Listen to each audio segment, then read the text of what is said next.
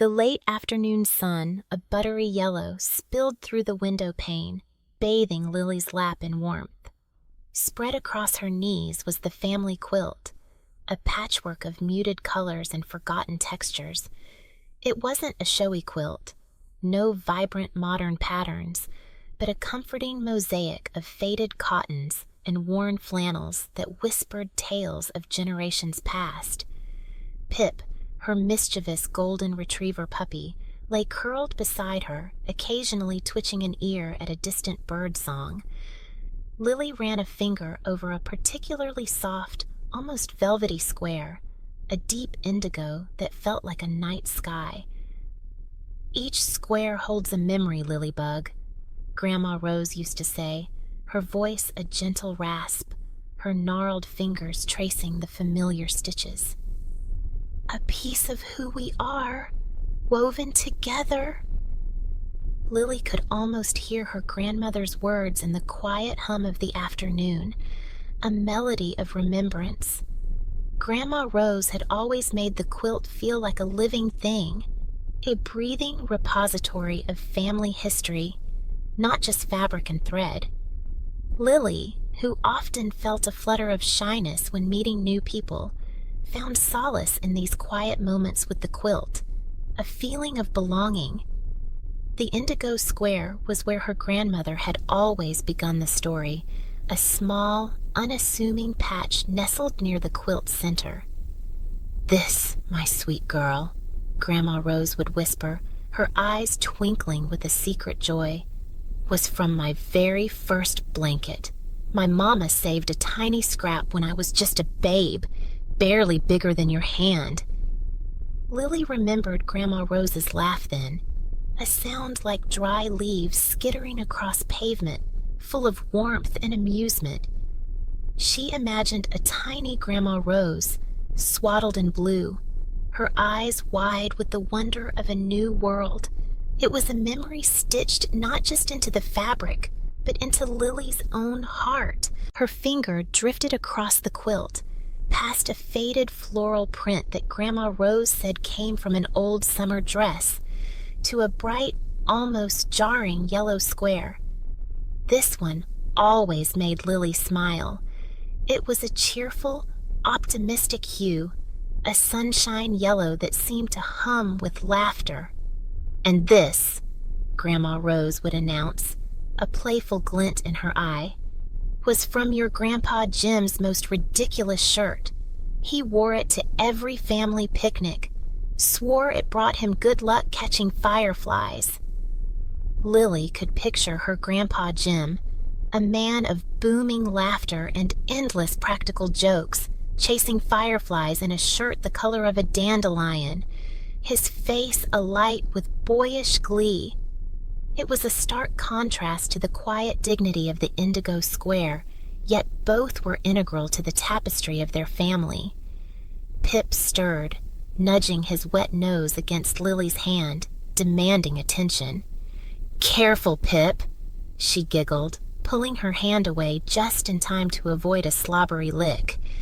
Pip, in his boundless enthusiasm, often forgot his size, and Lily had learned to be quick. He whined softly, his big brown eyes fixed on her. Lily scratched behind his ears, her gaze returning to the quilt.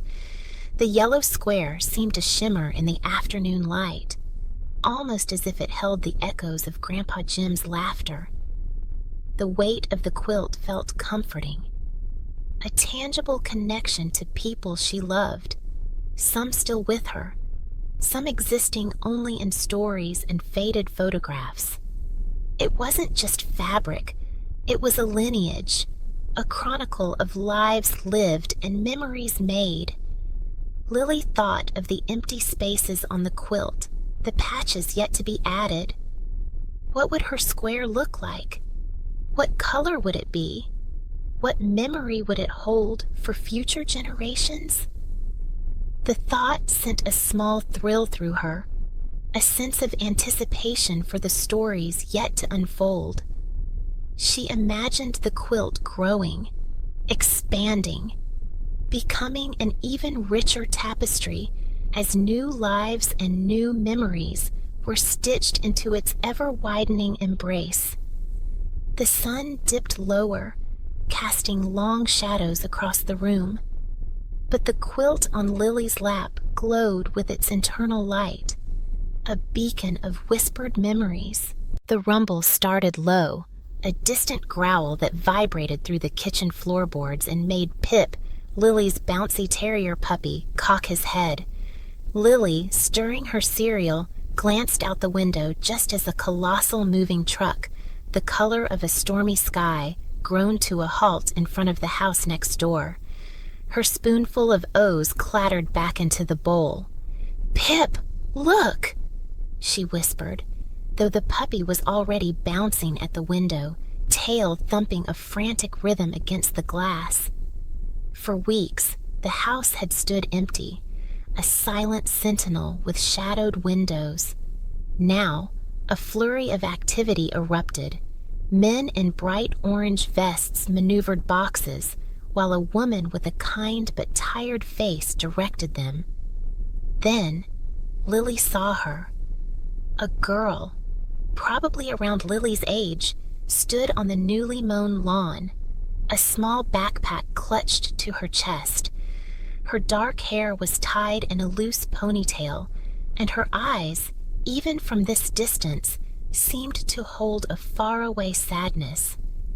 She watched the movers with a quiet intensity, her shoulders slightly slumped. She didn't help, didn't talk, just stood there, a solitary figure against the backdrop of bustling activity. Lily felt a pang in her own chest. Moving was hard.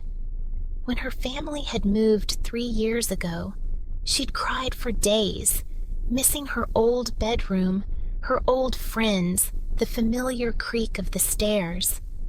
This new girl, Lily thought, looked exactly how Lily had felt back then, lost and a little bit invisible. Pip let out a small, questioning whine, nudging Lily's hand. She absently stroked his soft fur, her gaze fixed on the girl. A small, knitted doll, slightly worn, peeked out of the girl's backpack. Lily imagined the doll was her last link to a life left behind. Later that afternoon, Lily was in her backyard, attempting to teach Pip to fetch a bright red tennis ball. Her throws were notoriously inaccurate, and Pip, more interested in chasing butterflies, often ended up tangled in the rose bushes. Today, however, his attention was drawn to the fence line. He barked, a joyous, uninhibited sound, and then, with a clumsy leap, tumbled over a loose patch of netting Lily's dad had promised to fix. "Pip!" Lily cried, scrambling to the fence. He'd landed with a soft thud on the other side, right near where the new girl sat on an overturned box, sketching in a notebook. The girl looked up, startled. Her eyes, a warm hazel, widened slightly as Pip, unrepentant, licked her hand with enthusiastic abandon. A faint smile touched her lips, fleeting but genuine. "Oh, I'm so sorry," Lily gasped, reaching through the gap in the fence. He's a bit of a menace." The girl giggled, a soft, melodic sound. "He's cute. What's his name?" "Pip. And I'm Lily. We live next door." Lily's cheeks felt warm. She rarely spoke to strangers, especially new ones. "Hi, Lily. I'm Maya." She carefully closed her sketchbook, the knitted doll still peeking from her bag. Her smile faded a little, replaced by that familiar, wistful look. "We just moved here." "I saw the truck," Lily offered, feeling a sudden surge of empathy. Maya's gaze drifted towards the half-empty moving boxes littering her yard, then to the imposing, unfamiliar house. Lily could almost hear the unspoken longing for what was no longer there. A quiet hung between them, punctuated only by Pip's contented panting. Lily watched Maya, her heart aching a little. This was more than just shyness.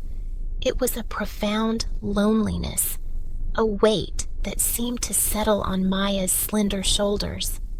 Lily knew that feeling, the hollow ache of being new and unconnected.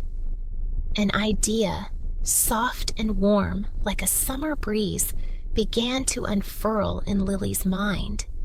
It started with a memory of her own first days here, of a gift that had brought her comfort and a sense of belonging. It wasn't just about being friendly. It was about truly welcoming someone, helping them find their place. She knew exactly what she needed to share. Something that held stories, something that promised comfort and new beginnings, something that could bridge the gap between two lonely girls.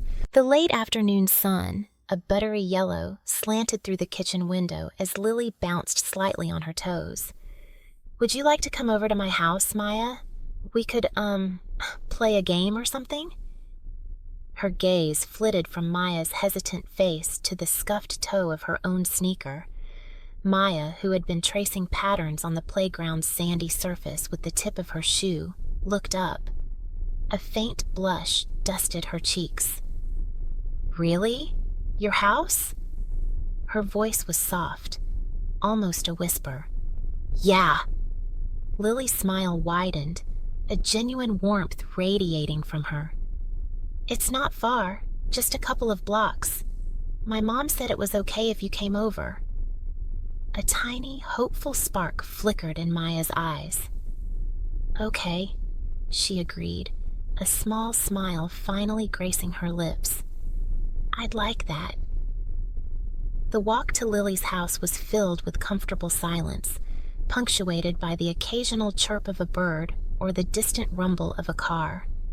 Pip, Lily's fluffy terrier puppy, trotted happily beside them, his tail a constant blur of motion. As they approached Lily's front door, Pip suddenly darted ahead, tumbling over his own paws in his excitement and letting out an indignant "Woof!"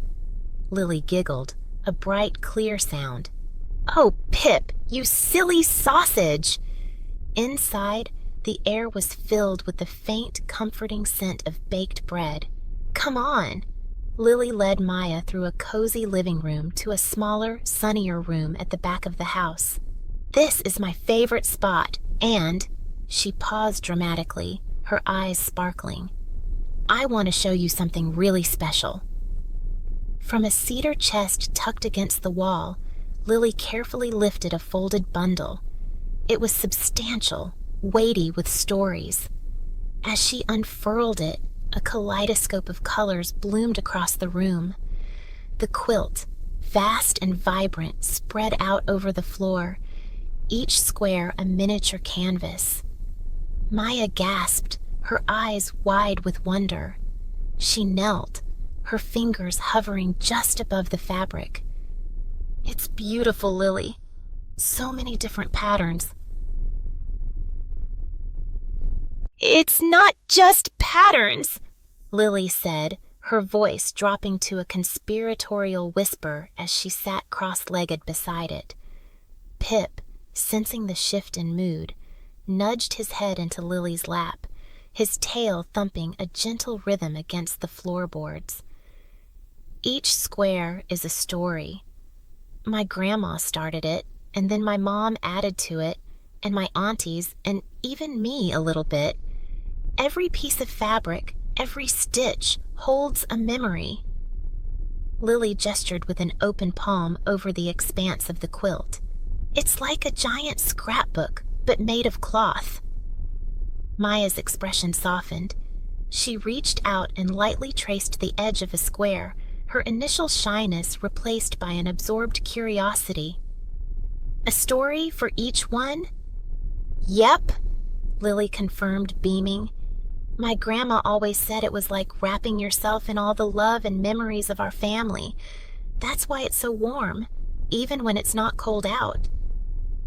Maya's finger landed on a square near the corner, a riot of tiny, cheerful blossoms on a pale green background. The fabric felt soft and slightly worn. "What about this one?"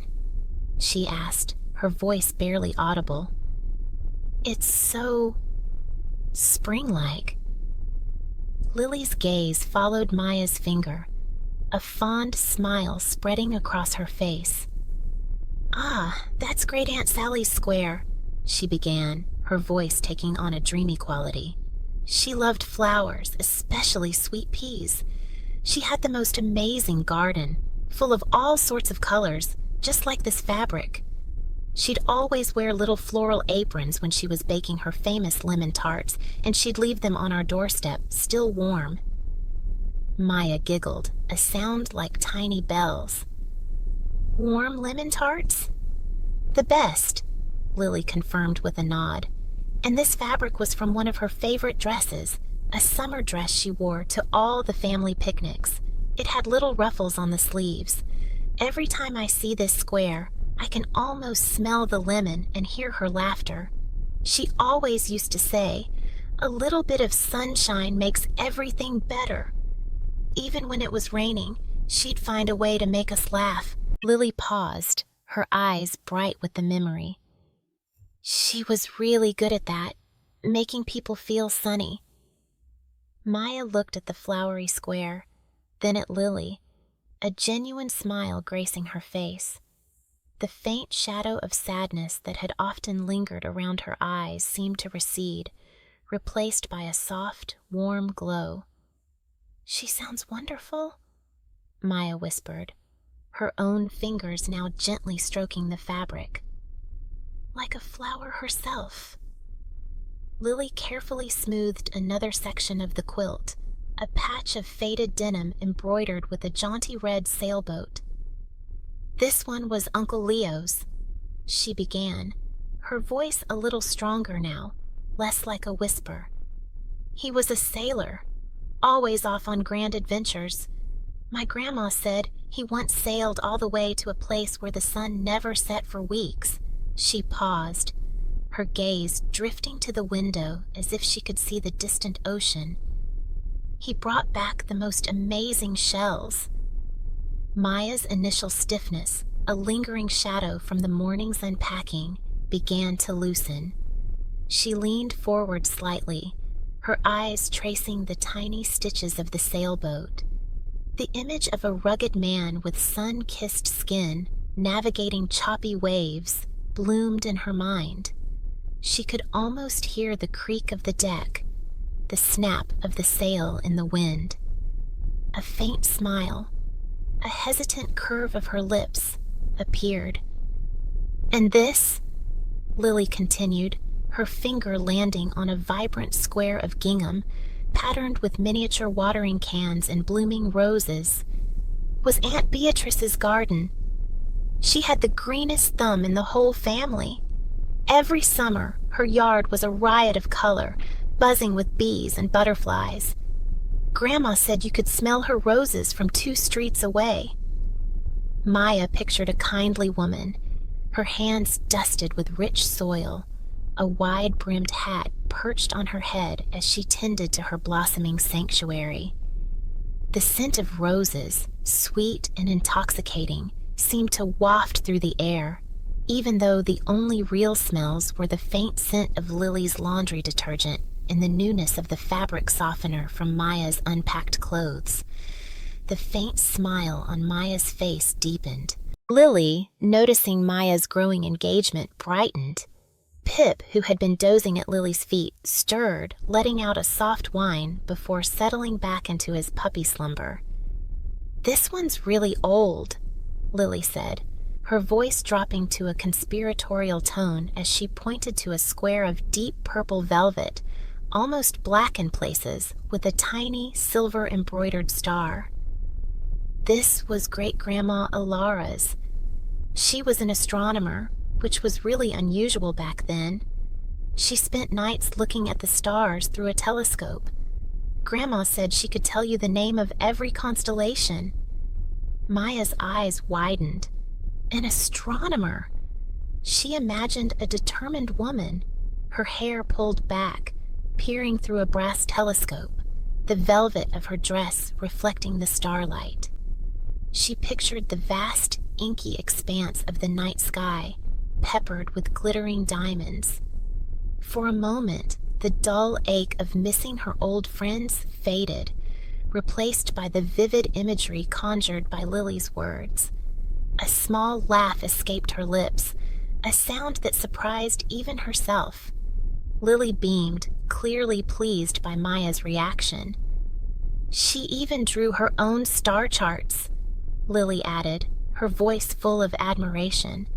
"I think some of them are still in the attic." "Wow," Maya breathed, genuinely impressed. The quilt was no longer just a collection of fabric squares. It was a portal, each patch a window into a life lived, a story waiting to be discovered. She felt a surprising warmth spread through her chest, a sense of connection to these people she'd never met, whose memories were woven into the very threads beneath her fingers. The feeling was new, comforting, and a welcome distraction from the loneliness that had clung to her since the move. She found herself imagining Great-Grandma Ilara sharing her celestial discoveries, maybe even with a young Lily-like ancestor, huddled together under a blanket of stars. "Do you have a favorite?" Lily asked, her voice soft, her gaze meeting Maya's. Maya paused, her finger hovering over the velvet square. "The astronomer," she decided, a genuine, unforced smile gracing her face. "Definitely the astronomer." Lily's smile was wide and genuine, a reflection of the burgeoning friendship between them. Pip, sensing the shift in mood, stretched and let out a happy little yip, nudging Lily's hand for a scratch behind the ears.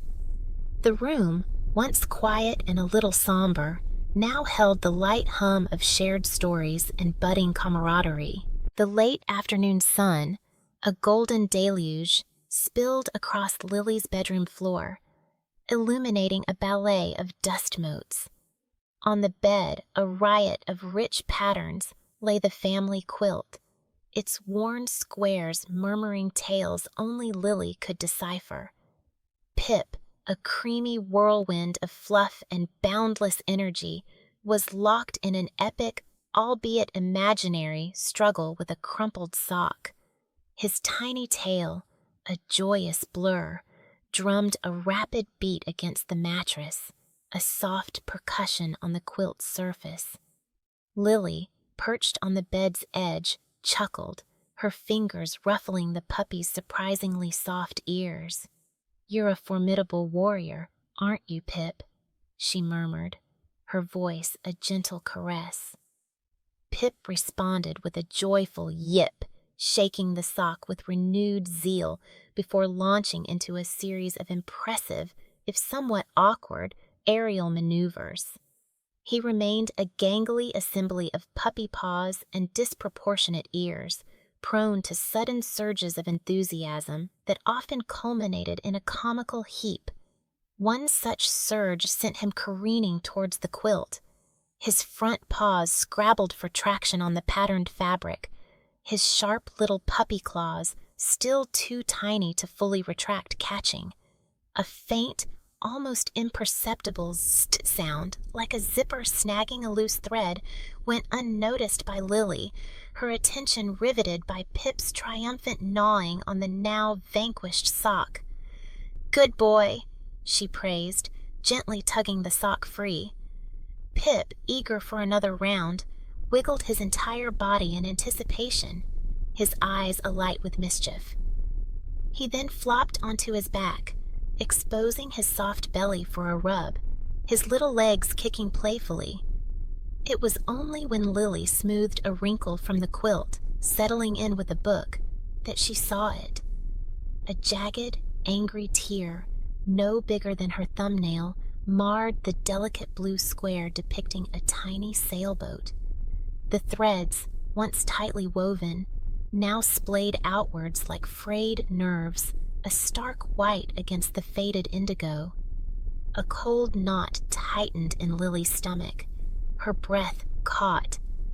The sailboat square wasn't merely a piece of fabric.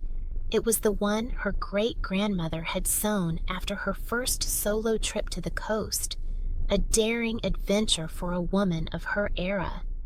Each stitch, Lily imagined, held a whisper of sea salt and newfound liberty.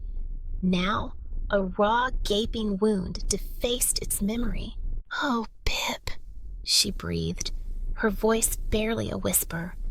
There was no anger, only a profound, aching sadness. Pip, sensing the abrupt shift in her mood, ceased his playful wiggling and looked up at her, his big brown eyes brimming with innocent curiosity. He whimpered softly, nudging her hand with his wet nose. Lily's fingers traced the tear, the rough edges of the broken threads, a stark contrast to the smooth, comforting feel of the surrounding fabric. It wasn't just a tear in cloth. It felt like a fissure in time, a wound in the very tapestry of her family's story. What if the memories, the quiet echoes of the past, could unravel just as easily? What if the next snag, the next playful tug, made the whole quilt and all its precious history simply fall apart? A wave of protectiveness, tinged with a familiar awkwardness, washed over her. She gently pushed Pip away, not with anger, but with a sudden, urgent need to safeguard what remained. The quilt, a vibrant chronicle of lives lived and loved, felt suddenly fragile, its cherished tales hanging by a thread. The playful snags, the accidental tears, were not mere imperfections. They were threats to the very essence of what the quilt embodied. Lily felt a prickle behind her eyes, the familiar weight of responsibility settling on her shoulders. She had to mend it, to protect the memories before they were lost forever. A gentle rap on the door, light as a falling feather, preceded the sound of a key turning. Lily, curled on the window seat with Pip nestled beside her, sprang up. Her face, usually a canvas of quiet contemplation, lit up like a summer sky at dawn. "Grandma!" she squeaked, a sound somewhere between a whisper and a cheer. Grandma rose, a vision of warmth in a cheerful floral scarf and a cardigan the color of spring moss, stepped into the hallway. Her smile was like sunshine, crinkling the corners of her kind eyes. "Hello, my sweet pea," she murmured, her voice a soft melody. She set down a small worn valise that looked like it held 100 stories, then enveloped Lily in a hug that smelled faintly of lavender and warm bread. Pip, not to be outdone, wiggled ecstatically, his tail a blur against Grandma's shins. "I made cookies," Grandma announced, patting Lily's head. "And I brought some of my special chamomile tea. Good for settling the mind." She glanced around the living room, her gaze lingering for a moment on the quilt draped over the back of the antique armchair. A flicker of something, concern perhaps, crossed her features, but it was gone as quickly as it appeared. Lily, still buzzing from the embrace, led Grandma Rose to the kitchen, but the joy that had bubbled up inside her was quickly overshadowed by the memory of the morning's mishap. As Grandma settled in, pouring them both mugs of fragrant tea, Lily's gaze kept drifting to the living room. Finally, she couldn't hold it in any longer. "Grandma," she began, her voice barely audible. "Something bad happened." Grandma Rose paused, her hand hovering over a plate of freshly baked ginger snaps. Her expression softened. "Oh dear, tell Tell me about it, little one. Lily led her back to the living room, her steps heavy. She pointed a trembling finger at the quilt, where a jagged, uneven tear marred the vibrant blue square depicting a sailing ship. Pip was playing, and he got tangled, and then it happened. Tears welled in Lily's eyes. It's ruined, Grandma. My favorite quilt. The one with Great-Grandma Ilara's sailing ship. Grandma Rose knelt beside the armchair, her gentle fingers tracing the edges of thyested fabric. She didn't scold or sigh. Instead, she looked up at Lily, her eyes full of understanding. Oh, my heart, it certainly is a tear, isn't it? She paused, then added, But it's not ruined, Lily. Not at all. Lily sniffled. But it's broken. Broken things can be mended, my love, Grandma Rose said, her voice a comforting balm. And sometimes, when you mend something, it becomes even stronger, more special. Each stitch tells a story of care, of patience, of making whole what was once apart.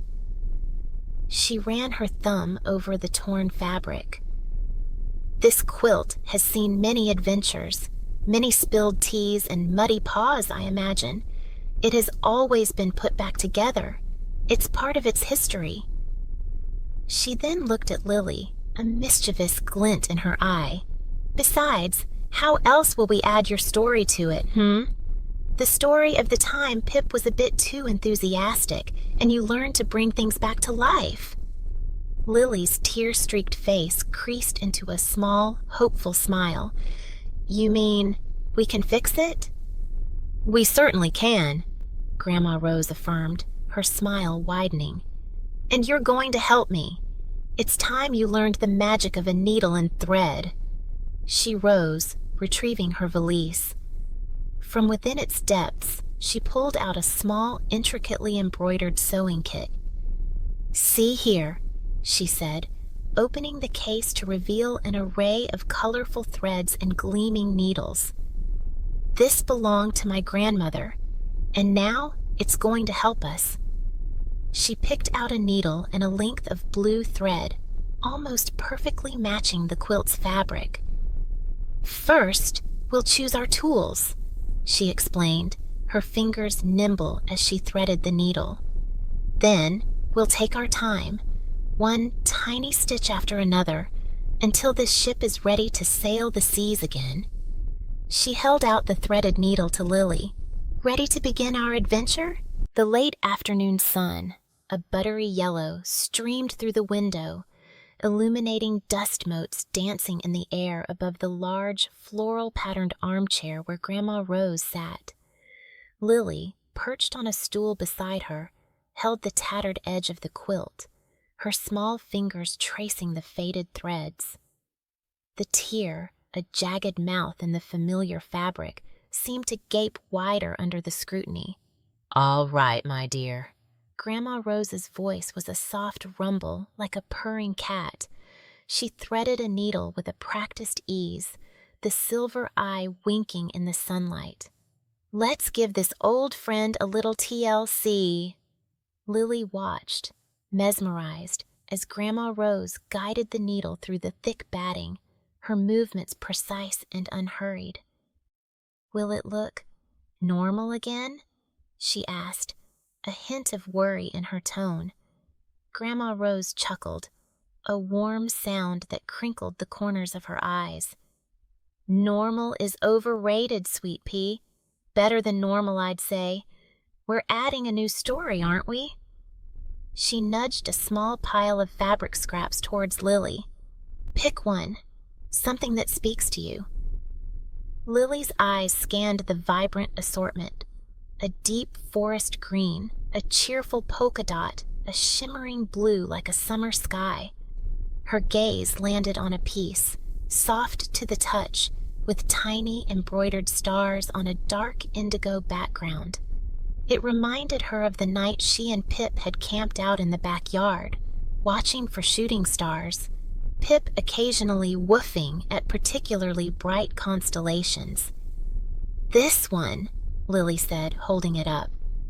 "It reminds me of Pip and stars and being cozy." Grandma Rose smiled, her eyes twinkling. "Perfect. A memory of your own, stitched right in." With careful instruction, Lily learned to hold the fabric taut, to guide the needle through the layers, creating small, even stitches. Her first few attempts were a little wobbly, but Grandma Rose's patient encouragement and the shared focus on the task soon had Lily's stitches growing straighter, more confident. The indigo fabric, a beacon of newness, began to merge with the old, familiar squares. Each poke of the needle, each pull of the thread, felt like an act of creation, of healing. As they worked in comfortable silence, the only sounds the gentle snip of scissors and the soft rustle of fabric, Grandma Rose cleared her throat. "You know," she began, her voice a low murmur, "this isn't the first time this old quilt has needed a little rescue mission. There was one summer, must have been 40 years ago now, when your Uncle Arthur was just a mischievous sprout." Lily paused, needle mid-air, her curiosity piqued. "We'd been out picking wild berries all morning, and your great-aunt Martha, God rest her soul, had baked the most magnificent berry pie. It was cooling on the windowsill, still steaming, and the aroma filled the whole house." Grandma Rose's eyes seemed to drift, seeing a scene only she could recall. "Well, Arthur, bless his heart, decided he needed a closer look. He was just a tiny thing, barely tall enough to see over the kitchen counter. He pulled up this very quilt, which was draped over a chair, to stand on it. You can guess what happened, don't you?" Lily gasped. "He dropped the pie?" Grandma Rose nodded, a faint smile playing on her lips. "Right onto the quilt. A great, sticky purple explosion, berry juice everywhere. It looked like a crime scene, only much sweeter." She let out a soft laugh. "Took us days to get the stain out, and even then, there's still a faint shadow if you know where to look. But that little square, the one with the faded floral pattern, became the pie square, a reminder of Arthur's sweet tooth and Martha's legendary baking." Lily giggled, imagining the scene, a messy, delicious disaster. The image of the berry pie, the mischievous child, and the loving forgiveness woven into the quilt made the indigo star fabric feel even more special. It wasn't just a patch. It was a continuation, a new voice in the quilt's long, whispered history. She tightened her last stitch, a perfect little knot. The tear was gone, replaced by a patch of starry night, a testament to mending, to memory, and to the enduring magic of shared stories. The needle, a silver sliver in Lily's fingers, danced a delicate ballet with the thread, each tiny stitch a silent promise. As she wove the new patch into the quilt, a swirl of sapphire blue to replace the torn crimson, a warmth bloomed in her chest. It wasn't just about fixing a tear. It was about adding a new layer, a fresh story to an already rich tapestry. The quilt, once a collection of individual memories, now felt like a living entity, capable of embracing new imperfections and weaving them into its enduring strength. Challenges, she realized, weren't just breakages. They were opportunities for new patterns, new depths of connection. Pip, curled at the foot of her bed, let out a soft snore, his paws twitching in a dream chase. The afternoon sun, filtered through the window, painted stripes across the quilt, illuminating the intricate stitches. some bold and confident, others hesitant and tiny, each a testament to the hands that had held them. Lily ran a finger over the smooth, new fabric, then over a faded yellow square that told of her great-grandmother's prize-winning sunflowers. She imagined her ancestors, their fingers nimble and their hearts full, pouring their lives into this fabric. Mending it felt like a conversation across generations, a silent affirmation of her place within their continuous story. Later that week, Maya arrived, a shy smile playing on her lips, a small wrapped package clutched in her hand. I made you something," she mumbled, her cheeks flushing. Lily unwrapped it to find a meticulously crafted friendship bracelet, woven with threads of deep forest green and soft lilac. "Maya, it's beautiful!" she exclaimed, genuinely touched. She slipped it onto her wrist, admiring the intricate knots. "My grandmother taught me," Maya explained, a little more confident now. "She said every knot holds a wish." They settled onto Lily's bed, the quilt spread out between them like a vibrant map. The sapphire patch, now fully integrated, gleamed softly. "It looks like it was always meant to be there," Maya observed, tracing the new seam with a curious finger. "Like the quilt just grew it." Lily smiled. "That's what I thought too. Sometimes the unexpected bits become the most important." She pointed to a square depicting a tiny, lopsided house. "This one, my great-aunt stitched after her first attempt at baking a gingerbread house, ended up looking like it had survived a small earthquake. She said it reminded her that even when things don't go perfectly, there's still joy in the trying." Maya laughed, a light, genuine sound that made Lily's heart feel a little lighter too. "My grandma has a story about a pie that exploded in the oven," she offered, her eyes twinkling. "It splattered all over the kitchen, and for weeks, even after scrubbing, the house smelled faintly of burnt apples and cinnamon." Lily leaned in, captivated. "What happened then?" "Well," Maya began, her voice gaining a storyteller's cadence, "my grandpa, who was always a bit of a joker, declared it the Great Apple Bomb of '98 and insisted they frame a picture of the messy kitchen.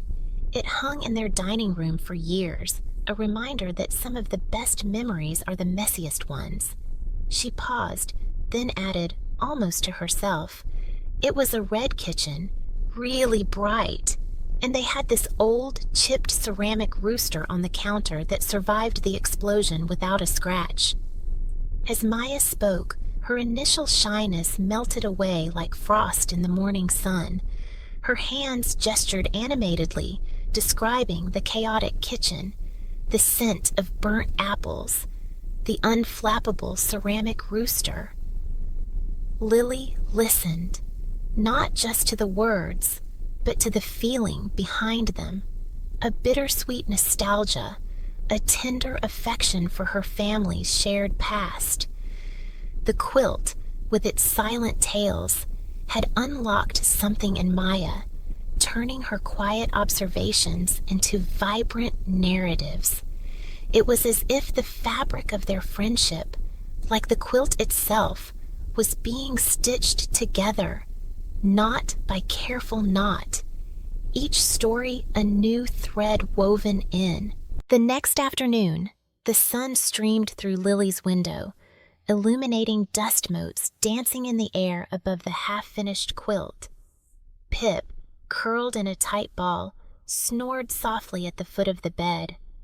Lily hummed a tuneless melody as she sorted through a pile of colorful fabric scraps, envisioning where each piece might fit. A gentle knock at the door startled her, making her jump and nearly sending a cascade of crimson velvet to the floor.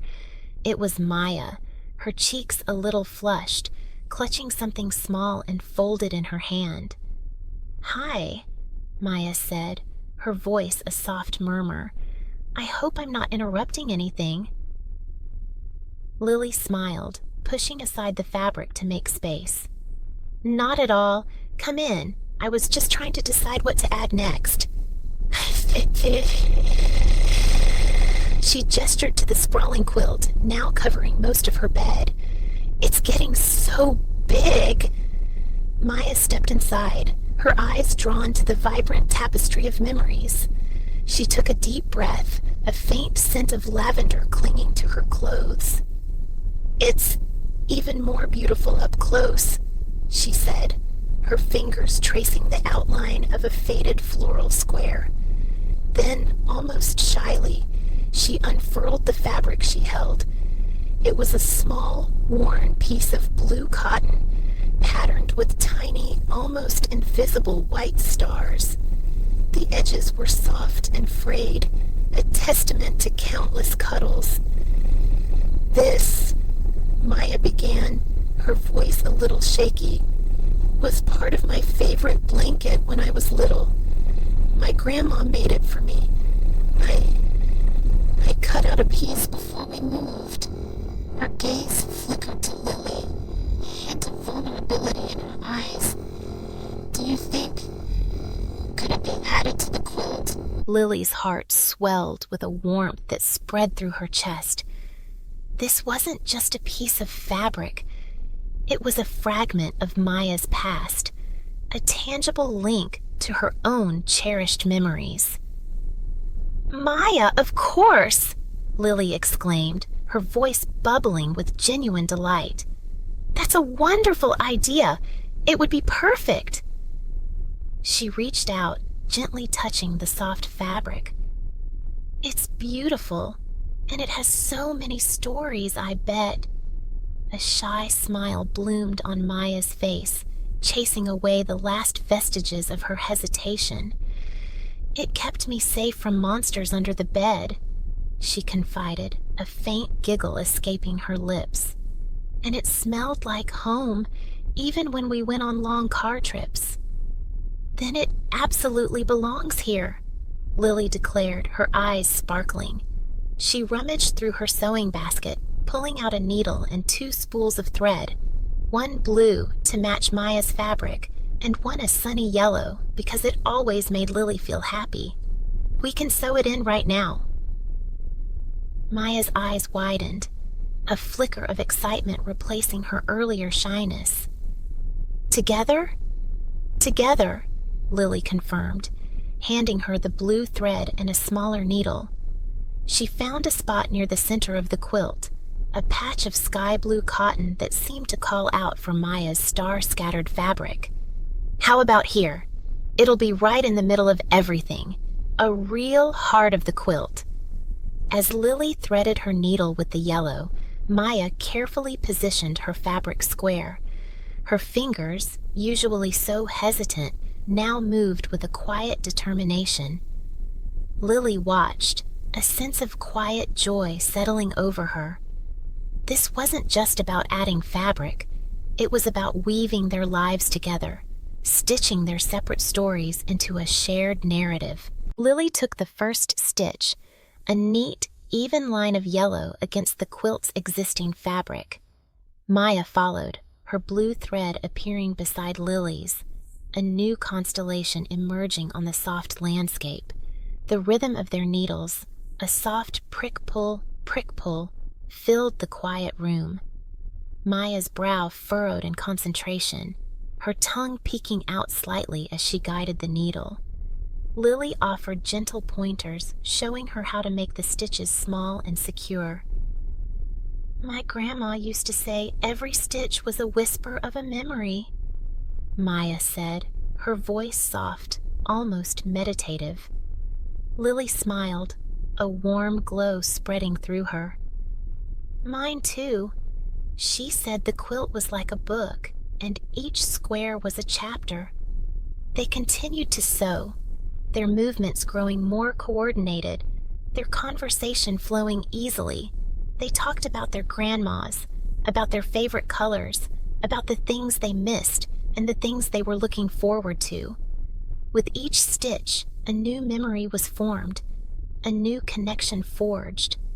The little blue square, once a solitary fragment, was now firmly nestled within the quilt, a vibrant part of its unfolding story, a testament to a blossoming friendship.